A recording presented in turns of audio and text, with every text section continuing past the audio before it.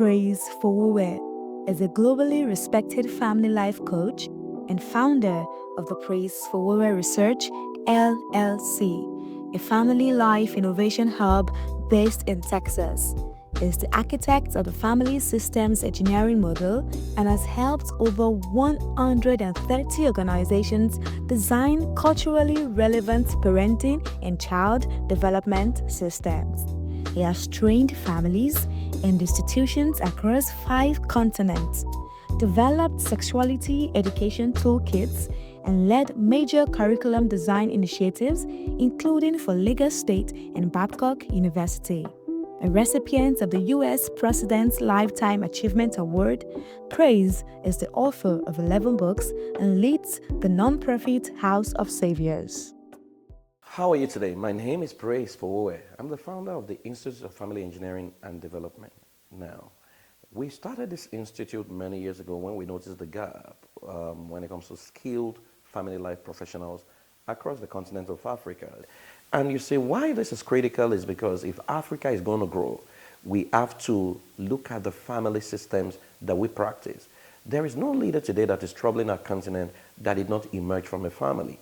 So when nations in Africa complain about their leadership or about the leadership structure, what we look at, we don't look at what is happening, we try to look at why and how. Because why takes you to the root cause, how shows you the pattern. And what we've seen consistently is that a lot of the people who traumatized in their nation were actually young people who were traumatized by their family.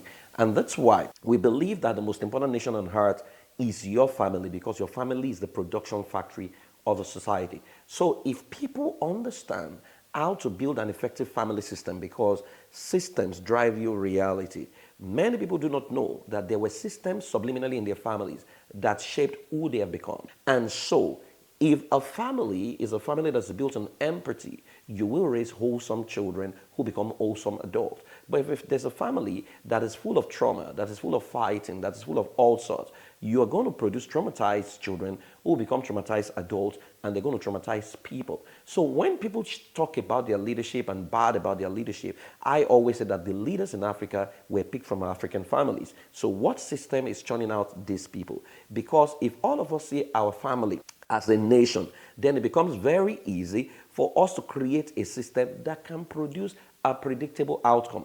You know, in strategy, which is one of the core things that we do here, we say there are 3 pillars of strategy.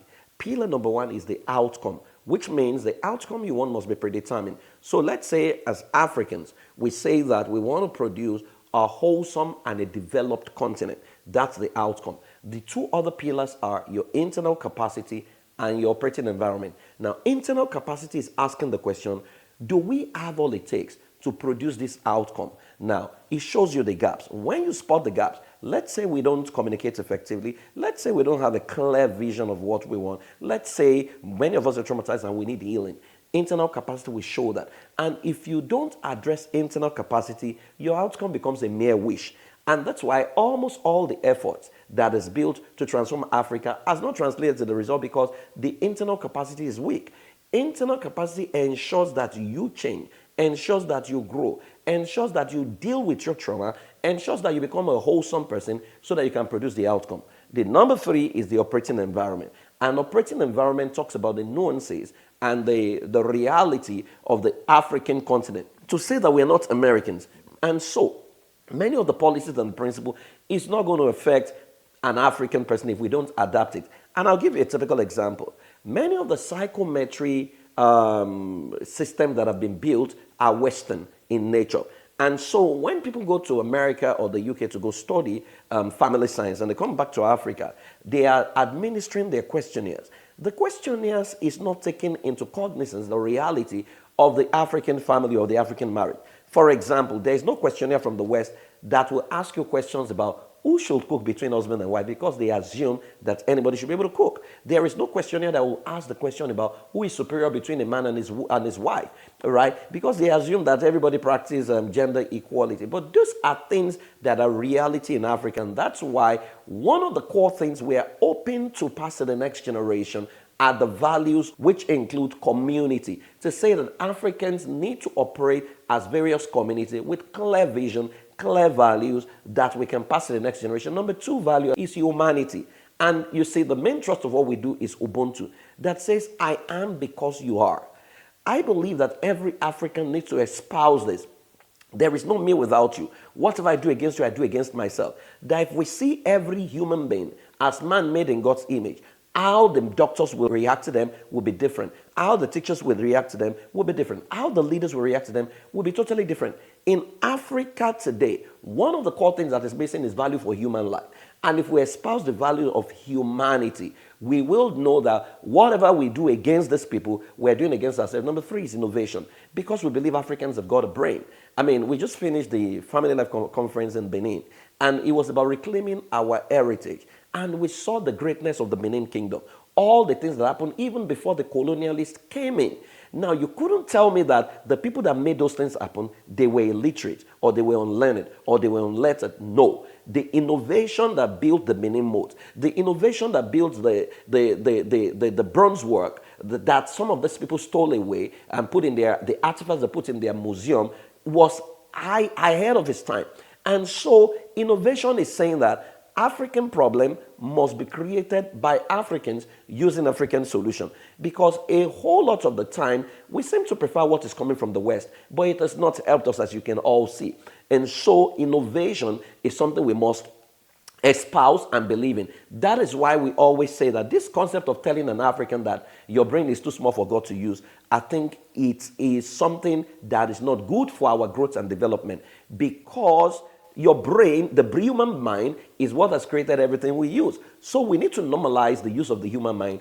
The challenge with that is that people will question leadership. And we should normalize being questioned, because if people don't question you, how can they innovate? If you maintain the status quo, there's no way you can innovate. So innovation is something we must pass to the next generation. Then we have leadership, which is basically influence. But you see, our own leadership is saying that it has to be servant leadership. That if you want to be the leader, you have to be the servant of all. The leader is not someone who presses remote control. It's not someone people run after. You know, we have a saying in Africa that an elephant cannot blow at the same time with his children. And I think that is one proverb that has defined our leadership, which we don't agree with. Because what we say is, what is it with elephant blowing? Why can't the elephant, father elephant blow treble, mother elephant blow alto, son elephant blow tenor, daughter elephant blow bass, so that you can form a beautiful harmony? Why is it that your greatness must be dependent on my smallness? So what we're saying is that leadership must be about service, and leadership must be accountable, to know that you work for the people and they are the boss, and they can literally fire you if you are underperforming. And lastly, we talk about love. And love talks about, your willingness to add value to someone else without expecting anything. That if Africa as a continent, if we espouse community, humanity, innovation, leadership, and love, we can create a developed society. Because you see, the way many of our nations operate, if you look at them, you can literally see the problem. We lack vision, we lack values, and we lack long-term planning. The last thing I'm going to talk about is the role of parenting. You see, the word parenting is the word bring forth, which means a parent is the one who can create a system that can discover, develop, and deploy a child. Now, many of us need to understand that a lot of us were traumatized as children, now we become adults, and we're traumatizing our children. And so we beat children for being children. And those are the things that we are teaching people to stop. For example, a 5-year-old spills water, and then you beat him for spilling water. Spilling of water at age 5 is not bad behavior, it's an expected behavior for age 5. And so, as African parents, we need to differentiate between discipline, domestication, and punishment. Discipline is the Latin word disciplina, which means to raise, to groom, to train, and to disciple. Within the ambit of discipleship, there is no beating, there's no yelling, there's no shouting, there's no spanking. I am not against spanking, in case you are going to think, oh, he's saying we should not spank. But the Bible talks about thy rod and the staff, they comfort me. What kind of rod and staff comforts people? So I say to people who have been through slavery, rod has to be koboko and cane that you use to flog people. But to people who are truly free, rod can be communication, right? And so you have to disciple a child in the way he should go. The second word is the word domestication, which is the Latin word domesticatus, which is to tame and to clip wings. So every time you say to your child, I want to clip your wing in this out, I'm going to tame you, you are domesticating the child. He loses his authenticity. And what happens next is he has a dual nature. He begins to show you different sides depending on what he wants you to see. The third word is punishment, which is the word punire.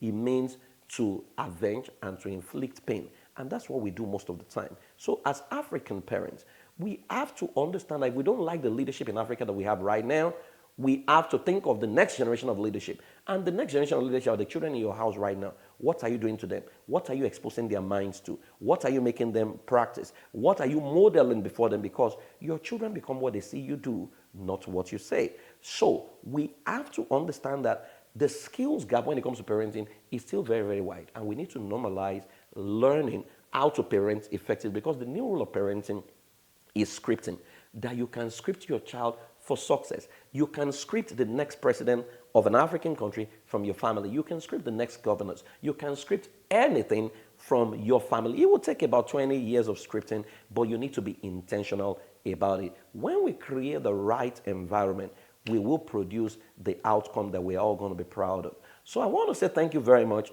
for inviting me. But you see, the responsibility for shaping the future of Africa and our world is in our family, because the most important nation on earth is your family. Your family is the production factory of the society. So if you want a new society, let's create a new family. If you want a new family, the husband and wife that makes up the family must reinvent themselves, heal from their trauma, attain wholesomeness. And by doing that, we'll pass wholesomeness to our children. Our children will pass wholesomeness to the society, and the society will create a better world. I believe family is king, and family can create the future we all desire. Thank you very much. God bless.